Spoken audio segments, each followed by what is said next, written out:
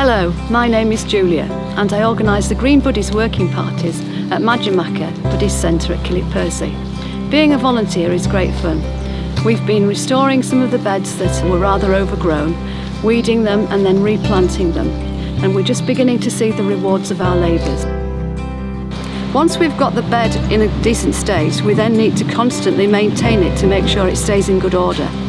We've got still lots of other beds to do. Once we've finished all the beds around the centre, we're then going to start working on the walled garden, which is an immensely large area. So we're always looking for more volunteers because our work will never end.